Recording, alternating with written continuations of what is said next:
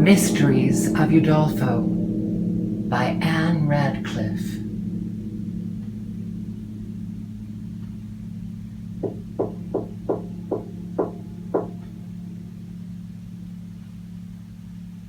Read by Dahl Russell. Made possible by the Project Gutenberg.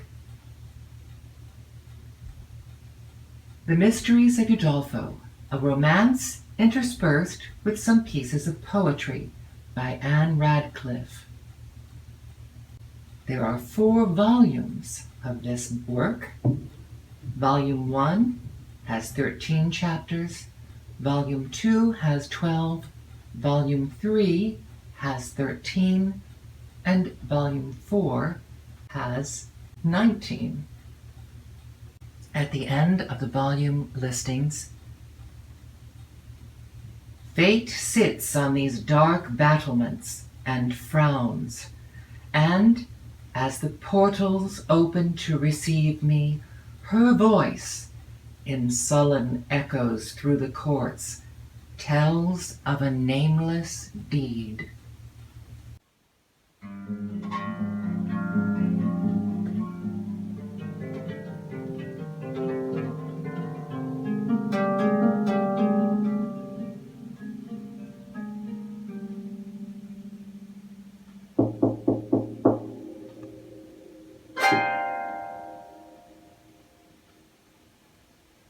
Volume 1, Chapter 1. Home is the resort of love, of joy, of peace and plenty, where, supporting and supported, polished friends and dear relations mingle into bliss. A poem by Thompson. On the pleasant banks of the Garonne, in the province of Gascony, stood, in the year 1584, the chateau of Monsieur Saint-Aubert.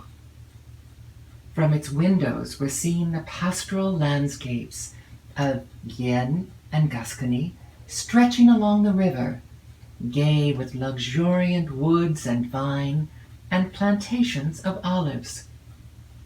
To the south, the view was bounded by the majestic Pyrenees, whose summits, veiled in clouds, or exhibiting awful forms, seen and lost again, as the partial vapors rolled along, were sometimes barren, and gleamed through the blue tinge of air, and sometimes frowned with forests of gloomy pine that swept downward to their base.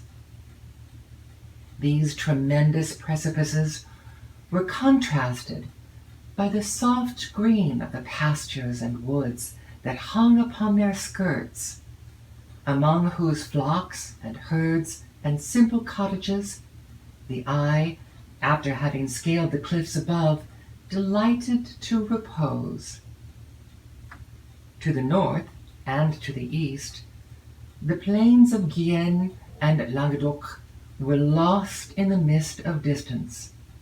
On the west, Gascony was bounded by the waters of Biscay. Monsieur Saint-Aubert loved to wander with his wife and daughter on the margin of the Garonne, and to listen to the music that floated on its waves. He had known life in other forms than those of pastoral simplicity, having mingled in the gay and in the busy scenes of the world, but the flattering portrait of mankind, which his heart had delineated in early youth, his experience had too sorrowfully corrected. Yet, amidst the changing visions of life, his principles remained unshaken, his benevolence unchilled, and he retired from the multitude, more in pity than in anger, to scenes of simple nature, to the pure delights of literature, and to the exercise of domestic virtues. He was a descendant from the younger branch of an illustrious family, and it was designed that the deficiency of his patrimonial wealth should be supplied either by a splendid alliance in marriage, or by success in the intrigues of public affairs. But St. Aubert had too nice a sense of honor to fulfill the latter hope, and too small a portion of ambition to sacrifice what he called happiness to the attainment of wealth. After the death of his father, he married a very amiable woman, his equal in birth, and not his superior in fortune.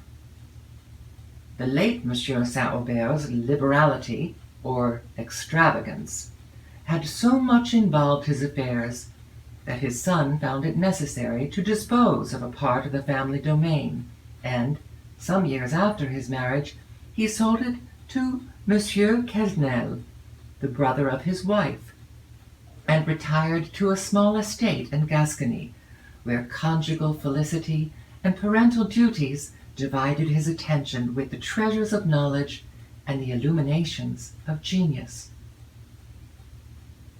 To this spot he had been attached from his infancy.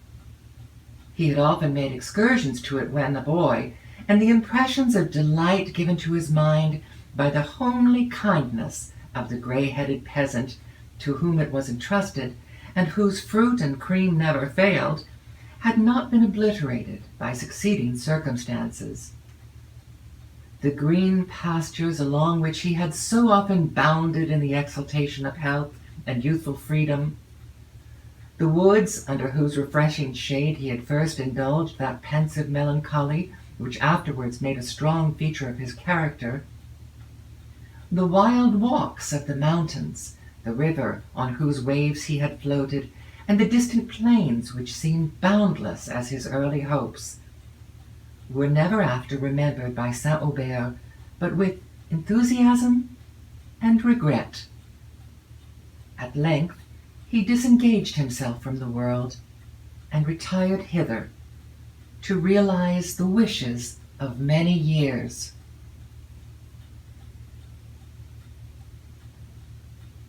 The building, as it then stood, was merely a summer cottage, rendered interesting to a stranger by its neat simplicity or the beauty of the surrounding scene, and considerable additions were necessary to make it a comfortable family residence. St. Aubert felt a kind of affection for every part of the fabric which he remembered in his youth, and would not suffer a stone of it to be removed, so that the new building, adapted to the style of the old one, formed with it only a simple and elegant residence. The taste of Madame St. Aubert was conspicuous in its internal finishing, where the same chaste simplicity was observable in the furniture and in the few ornaments of the apartments that characterized the manners of its inhabitants. The library occupied the west side of the chateau, and was enriched by a collection of the best books in the ancient and modern languages. This room opened upon a grove which stood on the brow of a gentle declivity that fell towards the river, and the tall trees gave it a melancholy and pleasing shade, while the windows the eye caught, beneath the spreading branches, the gay and luxuriant landscape stretching to the west, and overlooked on the left by the bold precipices of the Pyrenees. Adjoining the library was a greenhouse, stored with scarce and beautiful plants, for one of the amusements of St. Aubert was the study of botany, and among the neighboring mountains, which afforded a luxurious feast to the mind of the naturalist, he often passed the day in the pursuit of his favorite science. He was sometimes accompanied in these little excursions by Madame St. Aubert, and frequently by his daughter, when, with a small osier basket to receive plants, and another filled with cold refreshments, such as the cabin of the shepherd did not afford, they wandered away among the most romantic and magnificent scenes, nor suffered the charms of nature's lowly children to abstract them from the observance of her stupendous works. When weary of sauntering among cliffs that seemed scarcely accessible but to the steps of the enthusiast, and where no track appeared on the vegetation but what the foot of the izzard had left, they would seek one of those green recesses which so beautifully adorn the bosom of these mountains, where, under the shade of the lofty larch or cedar, they enjoyed their simple repast, made sweeter by the waters of the cool stream that crept along the turf, and by the breath of wild flowers and aromatic plants that fringed the rocks and inlaid the grass. Adjoining the eastern side of the greenhouse, looking towards the plains of Languedoc, was a room which Emily called hers, and which contained her books, her drawings, her musical instruments, with some favorite birds and plants. Here she usually exercised herself in elegant arts, cultivated only because they were congenial to her taste, and in which native genius, assisted by the instructions of Monsieur and Madame St. made her an early proficient. The windows of this room were particularly pleasant. They descended to the floor, and, opening upon the little lawn that surrounded the house, the eye was led between groves of almond, palm trees, flowering ash, and myrtle to the distant landscape where the Garonne wandered. The peasants of this gay climate were often seen on an evening when the day's labor was done, dancing in groups on the margin of the river, their sprightly melodies, debonair steps, the fanciful figure of their dances, with the tasteful and capricious manner in which the girls adjusted their simple dress, gave a character to the scene entirely French. The front of the chateau, which, having a southern aspect, opened upon the grandeur of the mountains, was occupied on the ground floor by a rustic hall and 2 excellent sitting rooms. The first floor, for the cottage had no second story, was laid out in bedchambers, except one apartment that opened to a balcony, and which was generally used for a breakfast room.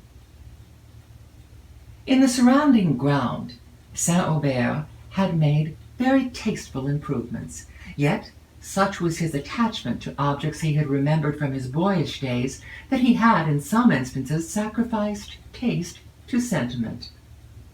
There were 2 old larches that shaded the building and interrupted the prospect. St. Aubert had sometimes declared that he believed he should have been weak enough to have wept at their fall. In addition to these larches he planted a little grove of beech, pine, and mountain ash. On a lofty terrace, formed by the swelling bank of the river, rose a plantation of orange, lemon, and palm trees, whose fruit, in the coolness of evening, breathed delicious fragrance. With these were mingled a few trees of other species. Here, under the ample shade of a plane tree that spread its majestic canopy towards the river, St. Aubert loved to sit in the fine evenings of summer with his wife and children, watching, beneath its foliage, the setting sun, the mild splendor of its light fading from the distant landscape, till the shadows of twilight melted its various features into one tint of sober gray. Here, too, he loved to read and to converse with Madame St. Aubert, or to play with his children, resigning himself to the influence of those sweet affections which are ever attendant on simplicity and nature. He has often said, while tears of pleasure trembled in his eyes, that these were moments infinitely more delightful than any passed amid the brilliant and tumultuous scenes that are courted by the world. His heart was occupied. It had, what can be so rarely said, no wish for happiness beyond what it experienced. The consciousness of acting right diffused a serenity over his manners, which nothing else could impart to a man of moral perceptions like his, and which refined his sense of every surrounding blessing.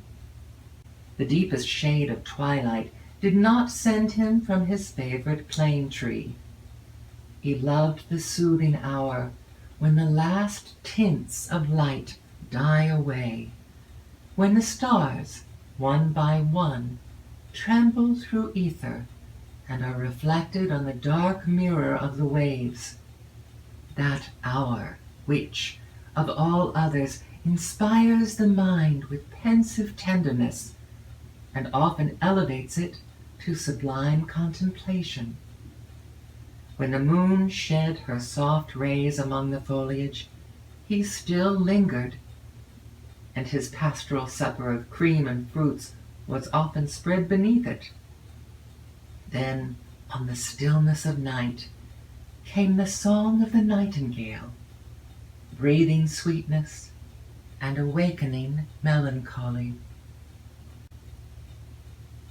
The first interruptions to the happiness he had known since his retirement were occasioned by the death of his two sons.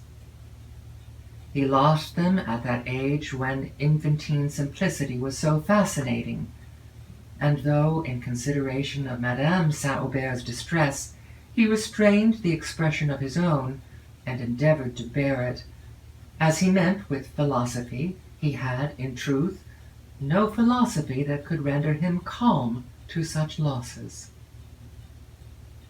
One daughter was now his only surviving child, and, while he watched the unfolding of her infant character, with anxious fondness he endeavored, with unremitting effort, to counteract those traits in her disposition which might hereafter lead her from happiness.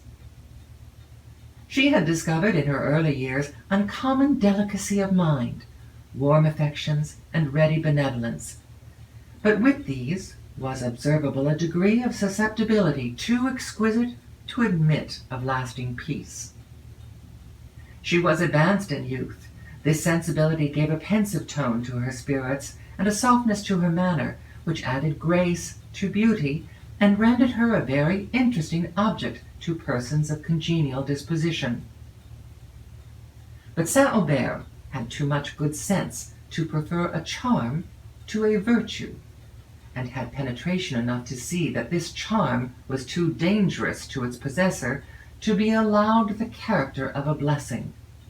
He endeavored therefore to strengthen her mind, to inure her to habits of self-command, to teach her to reject the first impulse of her feelings, and to look, with cool examination, upon the disappointments he sometimes threw in her way. While he instructed her to resist first impressions, and to acquire that steady dignity of mind that can alone counterbalance the passions, and bear us, as far as is compatible with our nature, above the reach of circumstances, he taught himself a lesson of fortitude, for he was often obliged to witness, with seeming indifference, the tears and struggles which his caution occasioned her. In person, Emily resembled her mother, having the same elegant symmetry of form, the same delicacy of features, and the same blue eyes full of tender sweetness. But, lovely as was her person, it was the varied expression of her countenance, as conversation awakened the nicer emotions of her mind, that threw such a captivating grace around her. Those tenderer tints that shun the careless eye, and in the world's contagious circle die.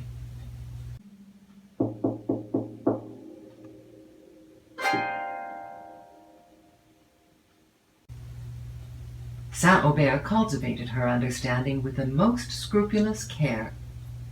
He gave her a general view of the sciences, and an exact acquaintance with every part of elegant literature. He taught her Latin and English, chiefly that she might understand the sublimity of their best poets.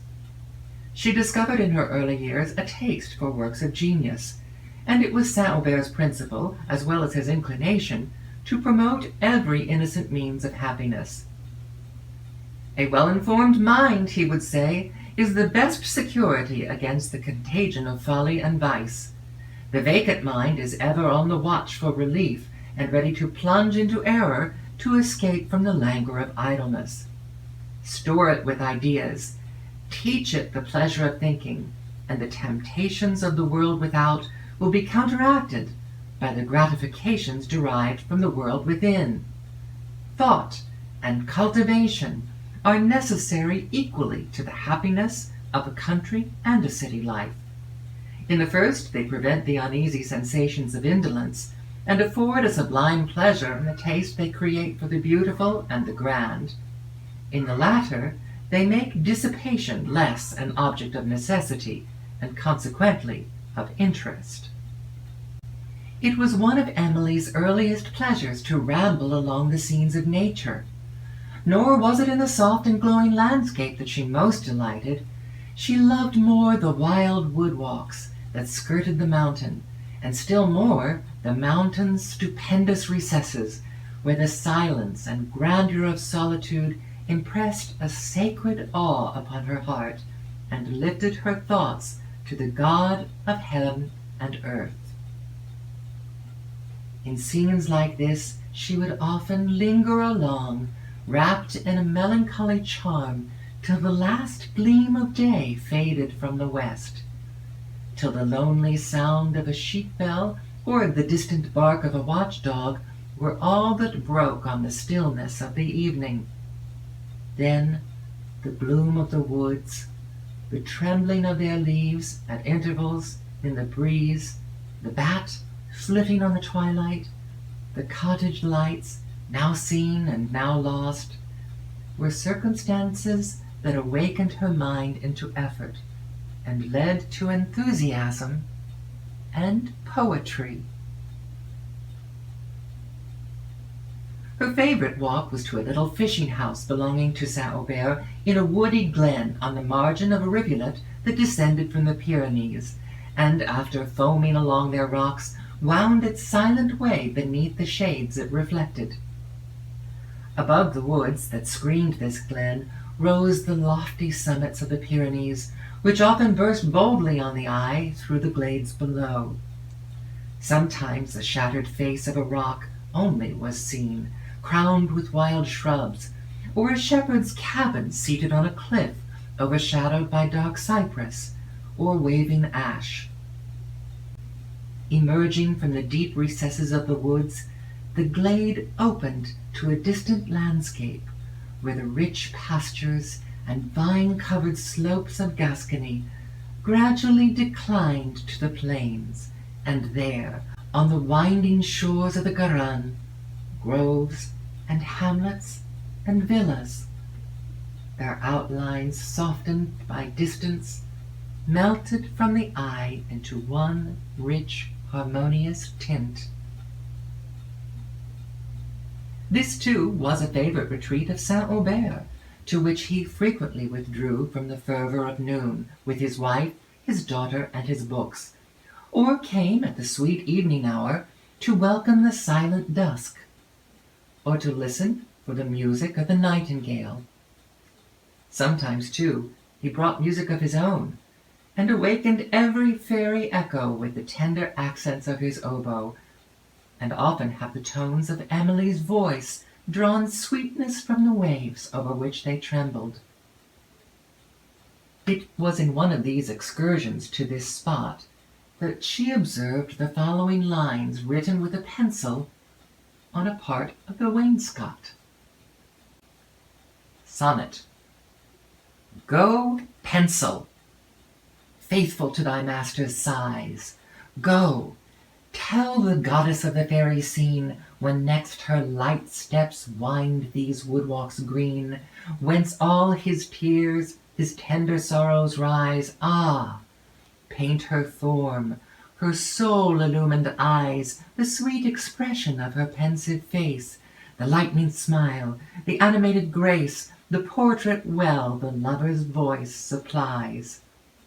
Speaks all his heart must feel, his tongue would say, yet, ah, not all his heart must sadly feel. How oft the flowered silken leaves conceal the drug that steals the vital spark away. And who that gazes on that angel smile would fear its charm, or think it could beguile?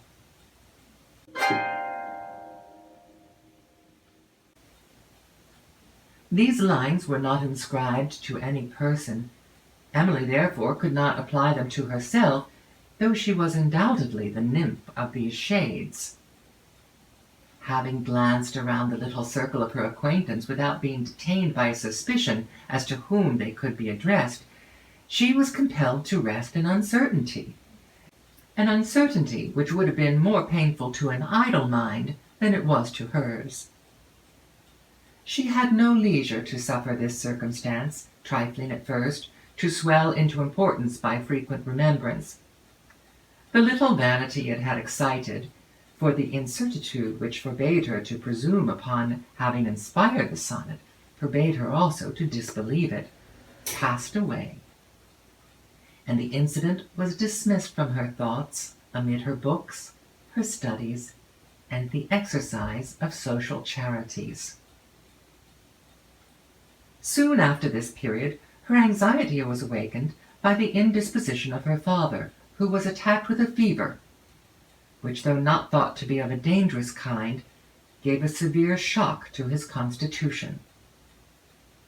Madame St. Aubert and Emily attended him with unremitting care, but his recovery was very slow, and, as he advanced towards health, Madame seemed to decline.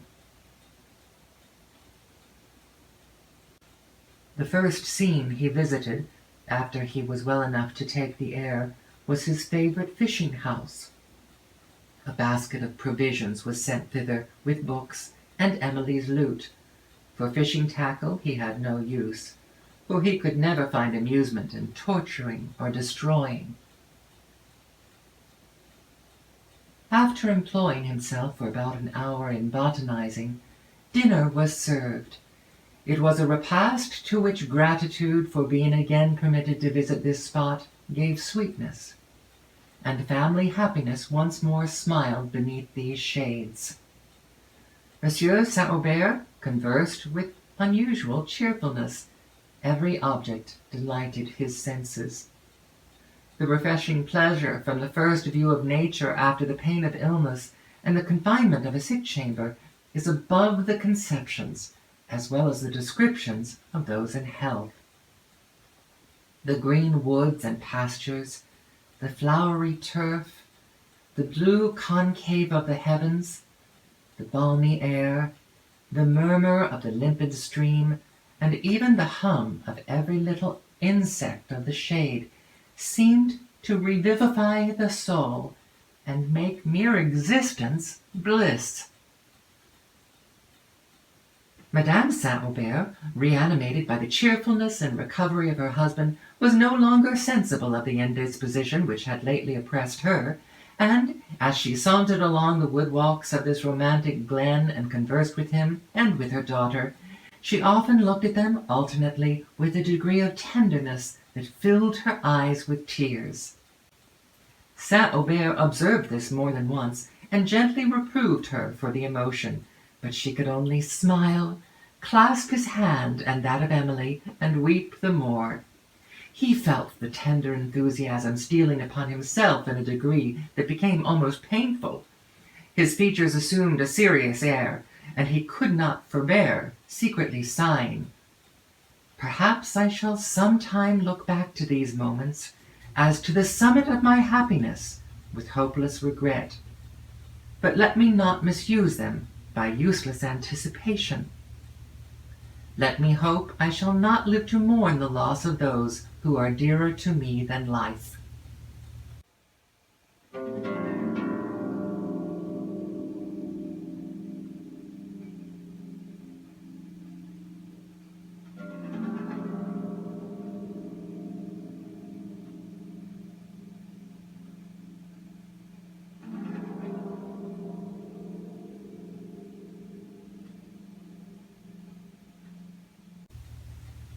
To relieve, or perhaps to indulge, the pensive temper of his mind, he bade Emily fetch the lute she knew how to touch with such sweet pathos. As she drew near the fishing house, she was surprised to hear the tones of the instrument, which were awakened by the hand of taste, and uttered a plaintive air, whose exquisite melody engaged all her attention. She listened in profound silence, afraid to move from the spot, lest the sound of her steps should occasion her to lose a note of the music, or should disturb the musician. Everything without the building was still, and no person appeared. She continued to listen, till timidity succeeded to surprise and delight, a timidity increased by a remembrance of the penciled lines she had formerly seen, and she hesitated whether to proceed or to return.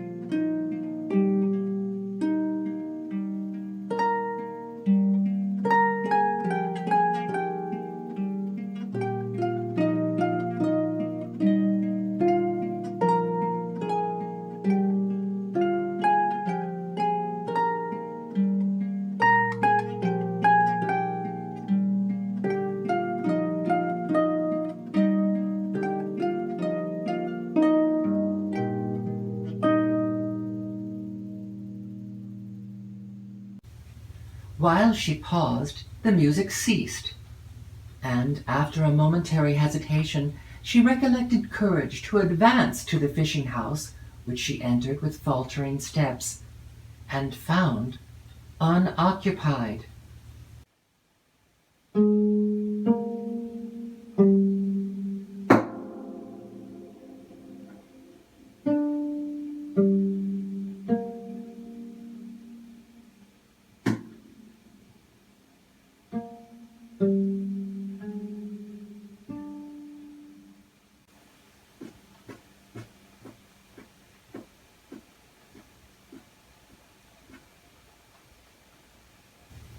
Her lute lay on the table. Everything seemed undisturbed, and she began to believe it was another instrument she had heard, till she remembered that, when she followed Monsieur and Madame St. Aubert from this spot, her lute was left on a window-seat. She felt alarmed, yet knew not wherefore. The melancholy gloom of evening and the profound stillness of the place, interrupted only by the light trembling of leaves, heightened her fanciful apprehensions, and she was desirous of quitting the building, but perceived herself grow faint, and sat down. As she tried to recover herself, the penciled lines on the wainscot met her eye.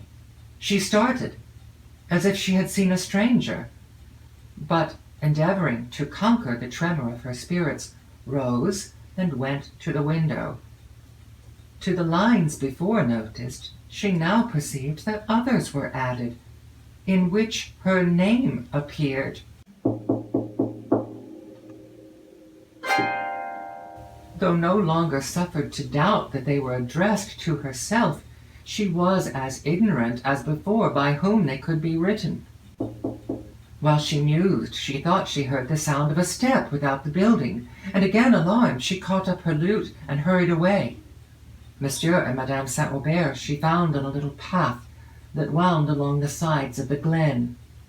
Having reached a green summit surrounded by palm trees and overlooking the valleys and plains of Gascony, they seated themselves on the turf, and while their eyes wandered over the glorious scene, and they inhaled the sweet breath of flowers and herbs that enriched the grass, Emily played and sung several of their favorite airs, with the delicacy of expression in which she so excelled.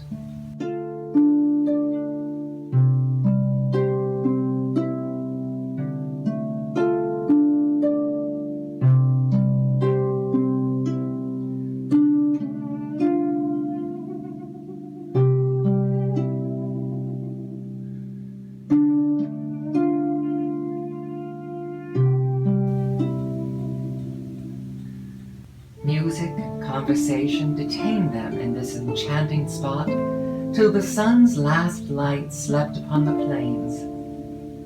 till the white sails that glided beneath the mountains where the Garonne wandered became dim, and the gloom of evening stole over the landscape. It was a melancholy but not unpleasing gloom. St. Aubert and his family rose, and left the place with regret, alas. Madame St. Aubert knew not that she left it forever.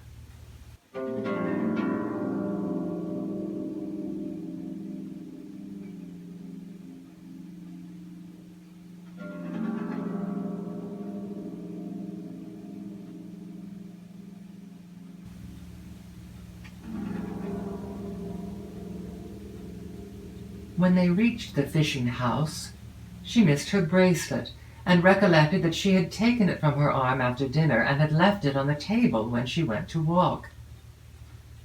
After a long search, in which Emily was very active, she was compelled to resign herself to the loss of it. What made this bracelet valuable to her was a miniature of her daughter, to which it was attached, esteemed a striking resemblance, and which had been painted only a few months before. When Emily was convinced that the bracelet was really gone, she blushed and became thoughtful. That some stranger had been in the fishing house during her absence, her lute and the additional lines of a pencil had already informed her.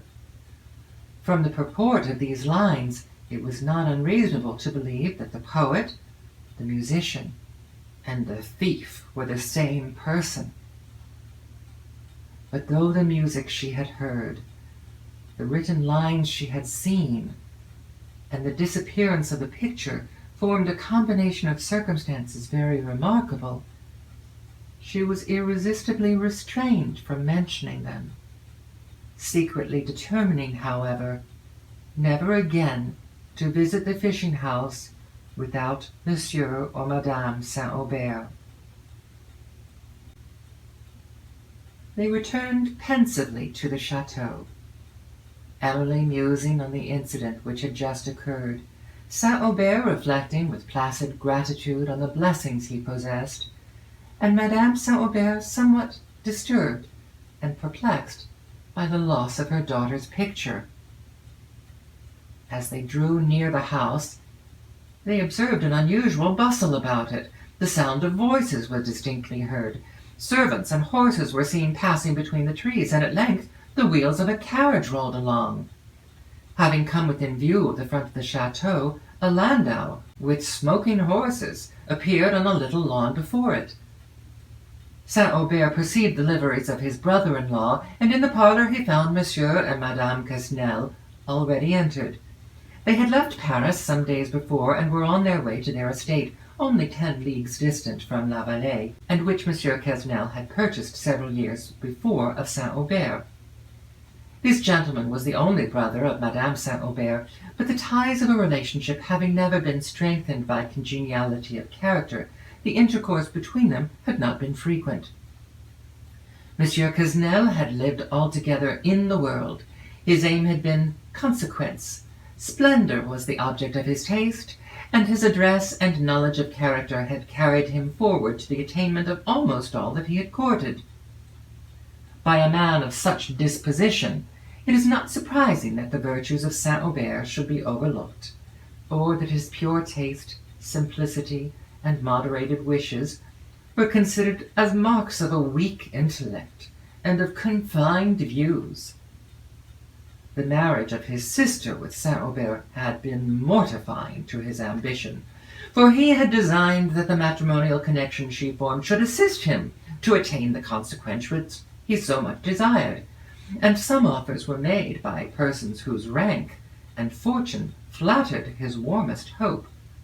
But his sister, who was then addressed also by St. Aubert, perceived, or thought she perceived, that happiness and splendor were not the same, and she did not hesitate to forego the last for the attainment of the former.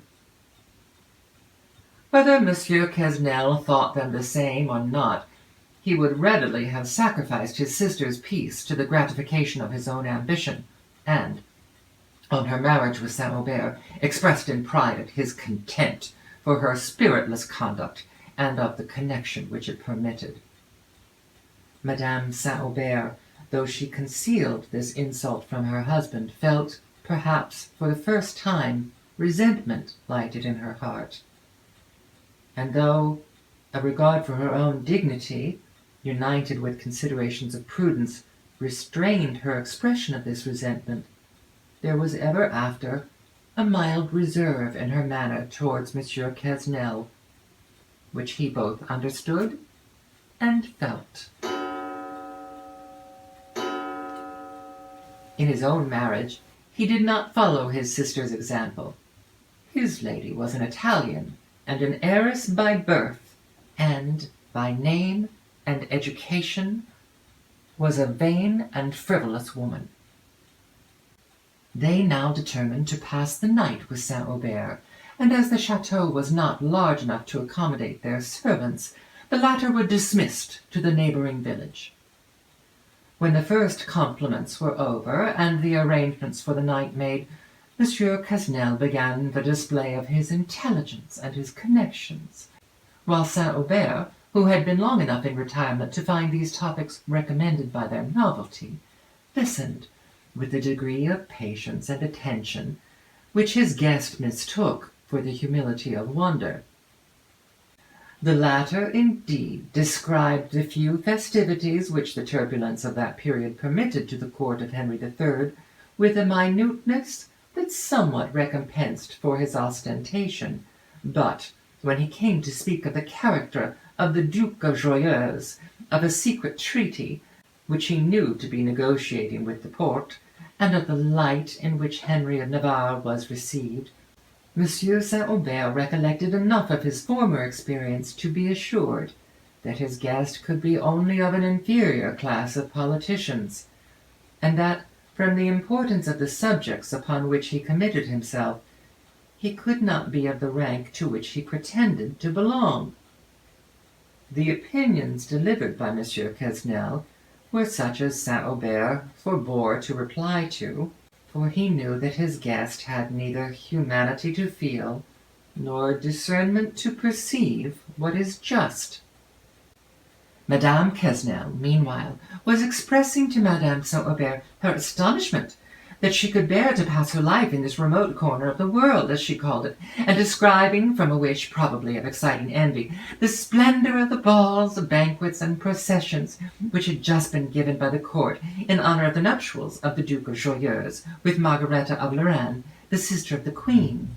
She described with equal minuteness the magnificence she had seen, and that from which she had been excluded, while Emily's vivid fancy, as she listened with the ardent curiosity of youth, heightened the scene she heard of, and Madame St. Aubert, looking on her family, felt, as a tear stole to her eye, that though splendor may grace happiness, virtue only can bestow it.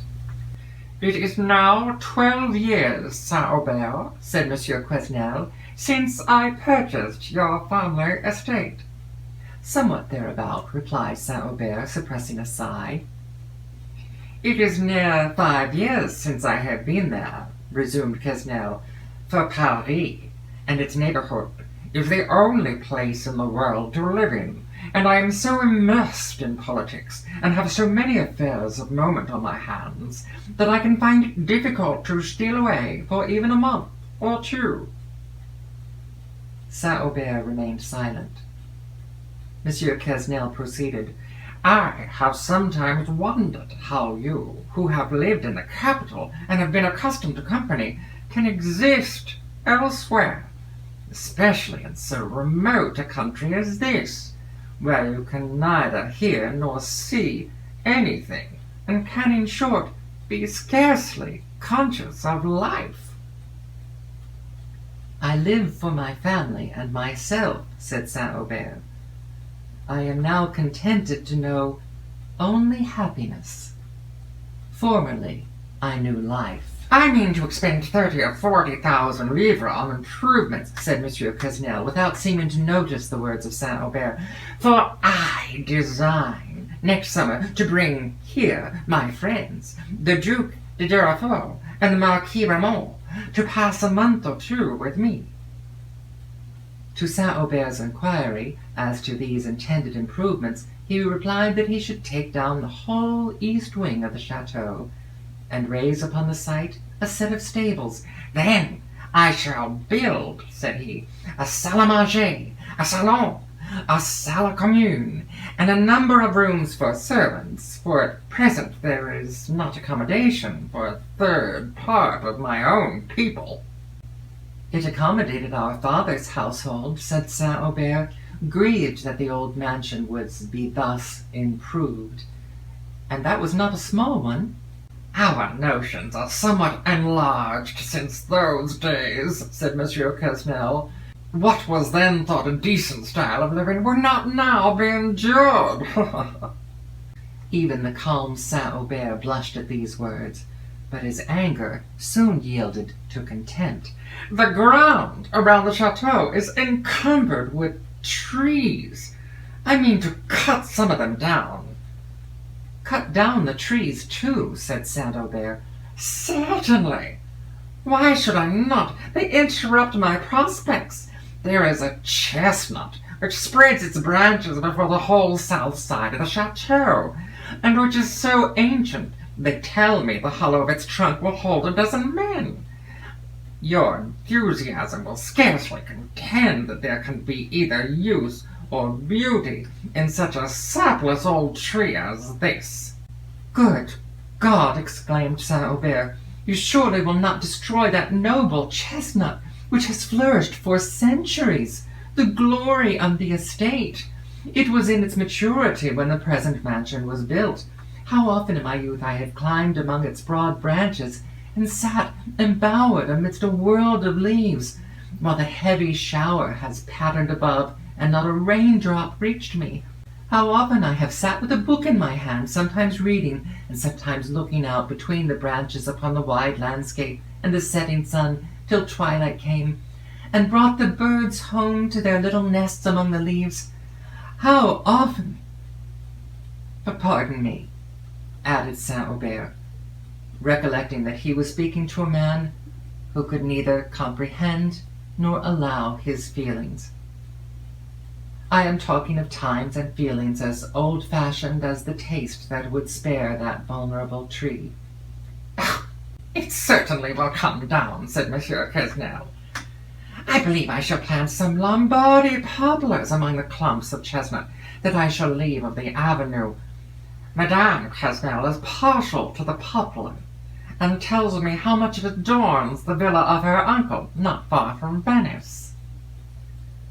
On the banks of the Bretna, indeed, continued St. Aubert, where its spiry form is intermingled with the pine and the cypress, and where it plays over light and elegant porticos and colonnades, it unquestionably adorns the scene.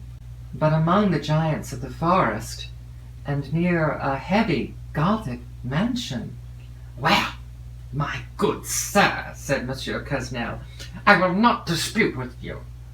You must return to Paris before our ideas can at all agree. But apropos of Venice, I have had some thoughts of going thither next summer.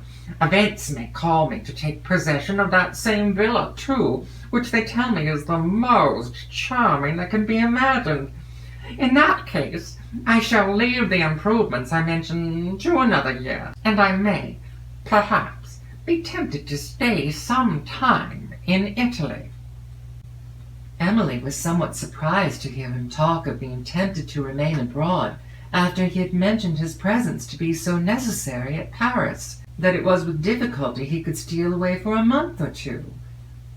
But St. Aubert understood the self-importance of the man too well to wonder at this trait, and the possibility that these projected improvements might be deferred gave him a hope that they might never take place. Before they separated for the night, Monsieur Quesnel desired to speak with St. Aubert alone, and they retired to another room, where they remained a considerable time. The subject of this conversation was not known, but whatever it might be, St. Aubert, when he returned to the supper-room, seemed much disturbed, and a shade of sorrow sometimes fell upon his features that alarmed Madame St. Aubert. When they were alone, she was tempted to inquire the occasion of it, but the delicacy of mind which had ever appeared in his conduct restrained her. She considered that, if St. Aubert wished her to be acquainted with the subject of his concern, he would not wait on her enquiries. On the following day, before Monsieur Quesnel departed, he had a second conference with St. Aubert. The guests, after dining at the chateau, set out in the cool of the day for Épourville, whither they gave him and Madame St. Aubert a pressing invitation, prompted rather by the vanity of displaying their splendor than by a wish to make their friends happy. Emily returned with delight to the liberty which their presence had restrained, to her books, her walks, and the rational conversation of Monsieur and Madame St. Aubert, who seemed to rejoice no less that they were delivered from the shackles which arrogance and frivolity had imposed. Madame St. Aubert excused herself from sharing their usual evening walk, complaining that she was not quite well, and St. Aubert and Emily went out together. They chose a walk towards the mountains, intending to visit some old pensioners of St. Aubert, which, from his very moderate income, he contrived to support, though it is probable Monsieur Quesnel, with his very large one, could not have afforded this. After distributing to his pensioners their weekly stipends, listening patiently to the complaints of some, redressing the grievances of others, and softening the discontents of all by the look of sympathy and the smile of benevolence, St. Aubert returned home through the woods, where, at fall of eve, the fairy people throng, in various games and revelry, to pass the summer night, as village stories tell. Thompson. The evening gloom of the woods was always delightful to me, said St. Aubert, whose mind now experienced the sweet calm which results from the consciousness of having done a beneficent action, and which disposes it to receive pleasure from every surrounding object. I remember that in my youth this gloom used to call forth to my fancy 1,000 fairy visions and romantic images, and, I own, I am not yet wholly insensible of that high enthusiasm which wakes the poet's dream. I can linger with solemn steps under the deep shades, send forward a transforming eye into the distant obscurity, and listen with thrilling delight to the mystic murmuring of the woods.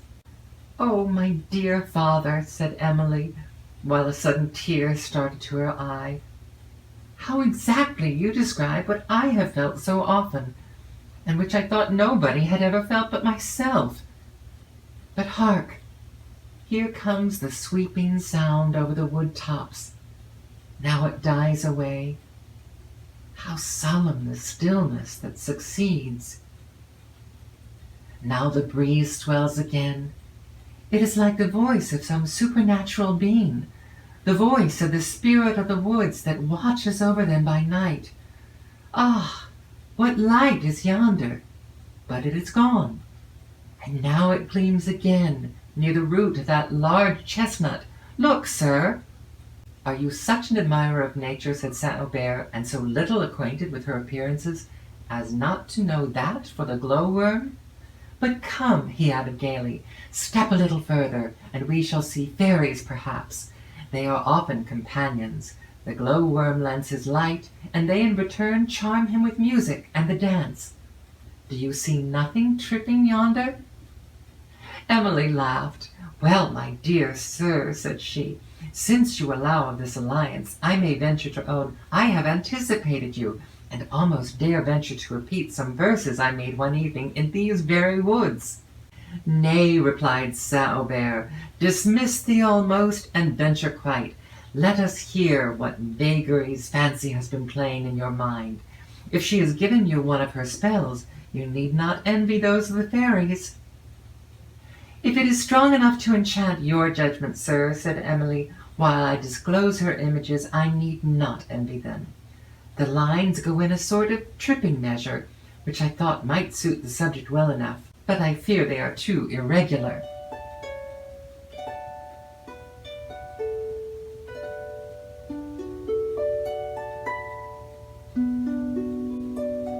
The glowworm.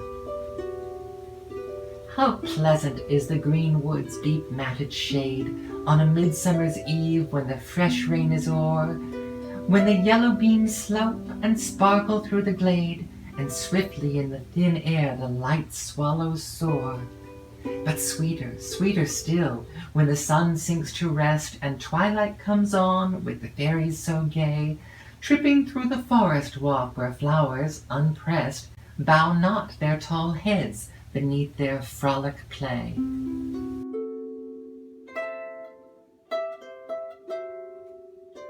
To music's softest sounds they dance away the hour, till moonlight steals down among the trembling leaves, and checkers all the ground, and guides them to the bower, the long haunted bower, where the nightingale grieves.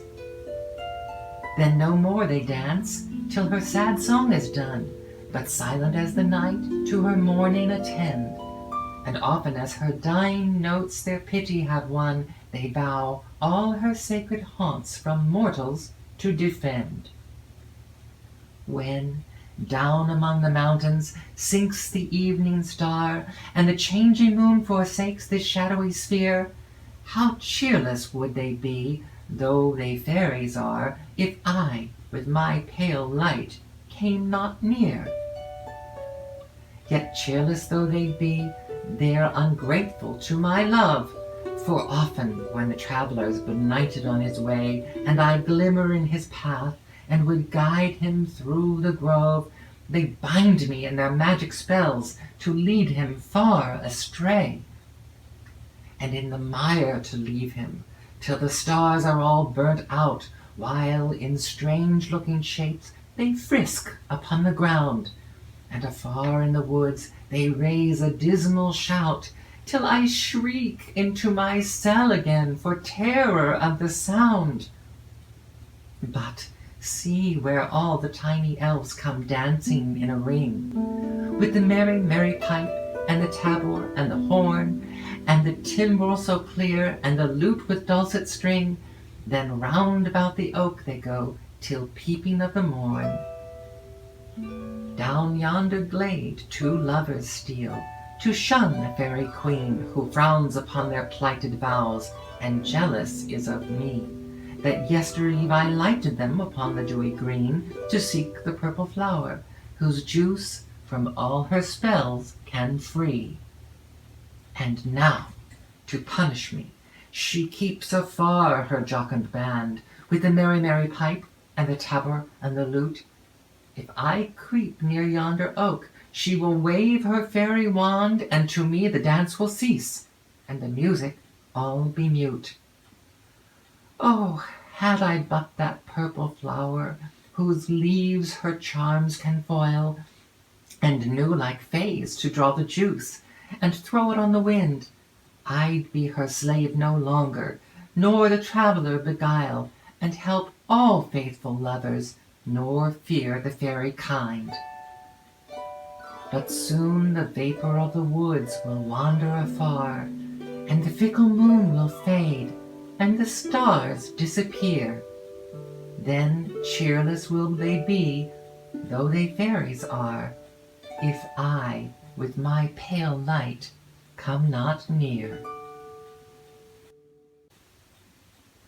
Whatever Saint Aubert might think of the stanzas, he would not deny his daughter the pleasure of believing that he approved them, and, having given his commendation, he sunk into a reverie, and they walked on in silence.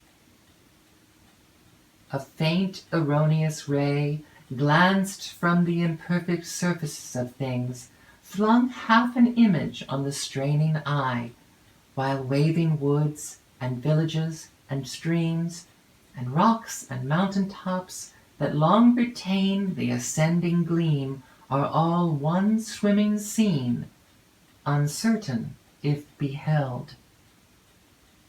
Thompson.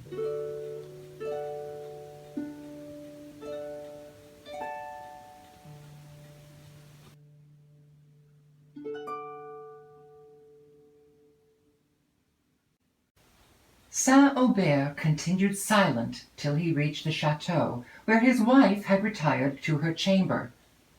The languor and dejection that had lately oppressed her, and which the exertion called forth by the arrival of her guests had suspended, now returned with increased effect. On the following day, symptoms of fever appeared, and St. Aubert, having sent for medical advice, learned that her disorder was a fever of the same nature as that from which he had lately recovered. She had, indeed, taken the infection during her attendance upon him, and, her constitution being too weak to throw out the disease immediately, it had lurked in her veins, and occasioned the heavy languor of which she had complained. St. Aubert, whose anxiety for his wife overcame every other consideration, detained the physician in his house. He remembered the feelings and the reflections that had called a momentary gloom upon his mind on the day when he had last visited the fishing-house in company with Madame St. Aubert, and he now admitted a presentiment that this illness would be a fatal one. But he effectually concealed this from her and from his daughter, whom he endeavored to reanimate with hopes that her constant assiduities would not be unavailing. The physician, when asked by St. Aubert for his opinion of the disorder, replied that the event of it depended upon circumstances which he could not ascertain. Madame St. Aubert seemed to have formed a more decided one, but her eyes only gave hints of this. She frequently fixed them upon her anxious friends with an expression of pity and of tenderness, as if she anticipated the sorrow that awaited them, and that seemed to say it was for their sakes only, for their sufferings, that she regretted life. On the 7th day, the disorder was at its crisis. The physician assumed a graver manner, which she observed, and took occasion, when her family had once quitted the chamber, to tell him that she perceived her death was approaching.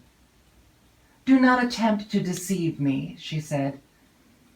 "I feel I cannot long survive. I am prepared for the event. I have long, I hope, been preparing for it. Since I have not long to live, do not suffer a mistaken compassion to induce you to flatter my family with false hopes. If you do, their affliction will only be the heavier when it arrives. I will endeavor to teach them resignation by my example." The physician was affected. He promised to obey her, and told St. Aubert, somewhat abruptly, that there was nothing to expect. The latter was not philosopher enough to restrain his feelings when he received this information, but a consideration of the increased affliction which the observance of his grief would occasion his wife enabled him, after some time, to command himself in her presence. Emily was at first overwhelmed with the intelligence. Then, deluded by the strength of her wishes, a hope sprung up in her mind that her mother would yet recover, and to this she pertinaciously adhered almost to the last hour.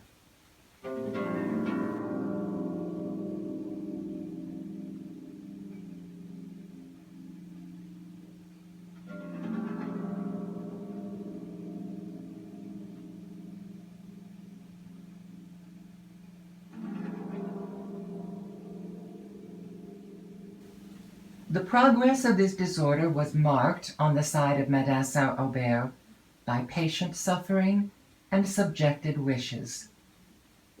The composure with which she awaited her death could be derived only from the retrospect of a life governed, as far as human frailty permits, by a consciousness of being always in the presence of the Deity, and by the hope of a higher world.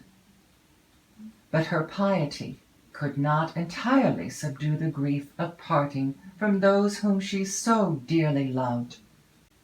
During these her last hours, she conversed much with St. Aubert and Emily on the prospect of futurity and on other religious topics.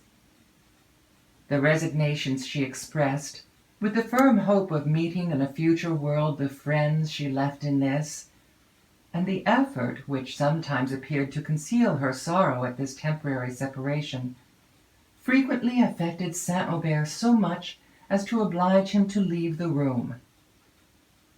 Having indulged his tears a while, he would dry them, and return to the chamber with a countenance composed by an endeavour which did but increase his grief.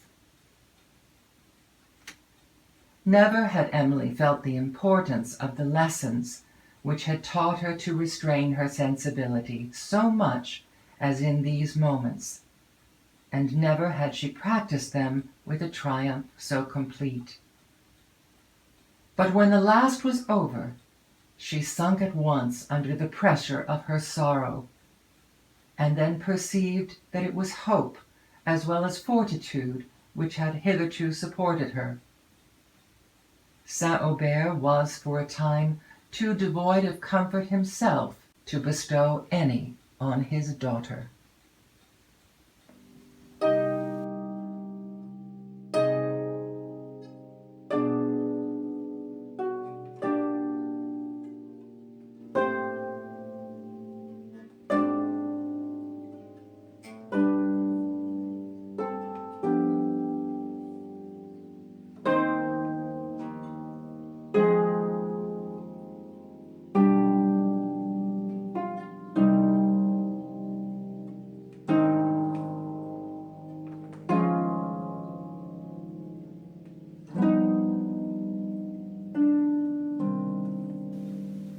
End of Chapter 1. This is a reading of the Mysteries of Udolpho by Ann Radcliffe. Reading and all sound effects and music performed by Dahl Russell.